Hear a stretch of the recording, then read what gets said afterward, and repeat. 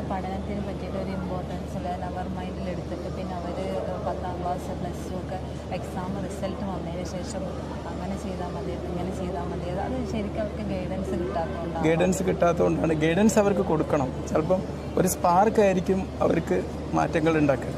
Guidance ഇല്ലെങ്കിൽ അവർക്ക് അറിയില്ല. അവർക്ക് ഏറ്റവും പ്ലഷറബിൾ ആയിട്ടുള്ള കാര്യങ്ങൾ നമുക്ക് വലിയ യൂസ്ഫുൾ അല്ലാത്ത കാര്യങ്ങളായിരിക്കും.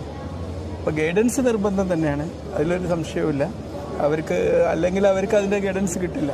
നമ്മളിപ്പോൾ ഒരു GPS മാപ്പ് വെച്ച് പോകാമെന്ന് പറയുമ്പോൾ നമ്മൾ മാപ്പ് അവർക്ക് കൊടുക്കണം. മനസ്സിലായില്ലേ? അത് നിർബന്ധം തന്നെയാണ്. കാരണം അവർക്ക് അല്ലെങ്കിൽ അറിയില്ല എന്തൊക്കെ ചെയ്യണം, എന്തൊക്കെ ഓപ്ഷൻസ് പോലും അറിയില്ല. മനസ്സിലായില്ലേ?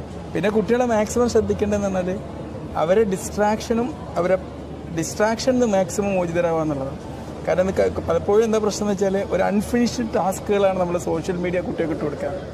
പ്രത്യേകിച്ച് നമ്മളിപ്പോൾ ഒരു ഇൻസ്റ്റാഗ്രാം നോക്കുകയാണ് അല്ലെങ്കിൽ ഫേസ്ബുക്ക് നോക്കുകയാണെങ്കിൽ അതിങ്ങനെ ഫിനിഷ് ആവാത്തൊരു ടാസ്ക് ഇട്ട് കൊടുക്കും. കുട്ടികൾ അതിൻ്റെ പ്രോഗ്രഷന് നോക്കി അവരുടെ ടൈം പോകണമെന്ന് അറിയില്ല.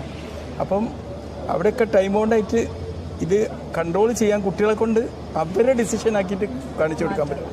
അല്ലാതെ നമ്മൾ പറഞ്ഞുകൊണ്ട് അവർ നന്നാവില്ല. അവർക്ക് സ്വയം അത് അവരുടെ ഉത്തരവാദിത്തമാണെന്ന് കാണിച്ചു കൊടുക്കണം. പഠിക്കുക എന്നുള്ളത് അവരുടെ ഉത്തരവാദിത്തമാണെന്നുള്ളത് കാണിക്കണം. നമ്മുടെ രക്ഷിതാക്കളുടെ ഉത്തരവാദിത്തം അല്ല എന്നുള്ളത് അവരെ കൊണ്ട് ബോധിപ്പിച്ചു കൊടുക്കാം.